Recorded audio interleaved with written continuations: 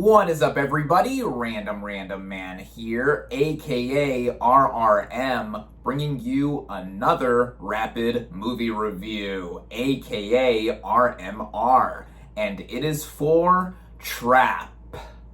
Now, the plot of this psychological thriller follows a serial killer evading a police blockade while attending a concert with his daughter. That said serial killer, Cooper, is played by Josh Hartnett, who, after coming off of last year's Oppenheimer, where he had a solid supporting turn, is back to leading man status with Trap, as he plays an individual who is chillingly charismatic and is attempting to talk and maneuver his way out of the situation that he has found himself in while trying to enjoy his time with his daughter, Riley, played by Ariel Donahue. And both of them together, I believed, with the whole father-daughter dynamic that they had. The performer that Riley is elated to see at this concert is Lady Raven, played by Salika Night Shyamalan, who wrote and performed her own music on this movie soundtrack that is also seen in the film. And I thought that her music fit well for the vibe that the narrative was going for. And then as an actress, she has a much more significant role in the back half of the movie. Salika's dad, M. Night Shyamalan, is this film's writer, producer, and director. Conceptually, this movie has been touted as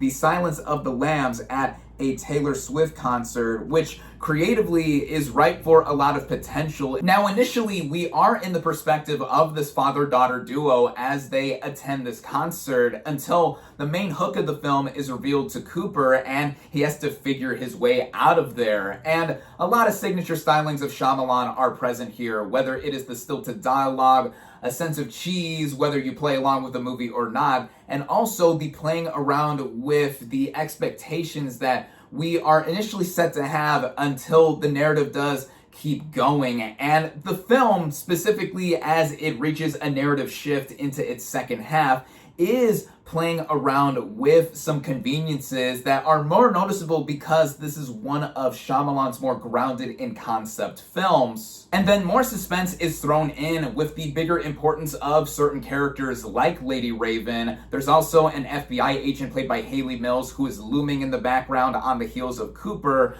There's also more backstory in there that we didn't get initially, and the movie feels like it is either constantly faking out multiple endings or just trying to up the ante for the sake of upping the ante. At face value, it does make for an entertaining experience to watch, as Shyamalan, in terms of directing, rarely misses a beat in keeping us on edge. But then with him as a writer, he does stretch a lot of suspension of disbelief, at least from what I was viewing, and a lot of minor details sticking out, and also trying to have something deeper be spoken about within the second half, not entirely coming together. On a technical front, though, Shyamalan does know how to put on a production, whether it is the setting of this Lady Raven concert being filled out with thousands of people. There's also the way the movie is shot with its cinematography. It was done in 35mm, and seeing it on the big screen really did make me more immersed with having this concert play out. And there's also the music, whether it's the original score or, again, the songs by Salika that she wrote and performed, that I did enjoy. There's also appearances by other musicians like Kid Cudi and Russ,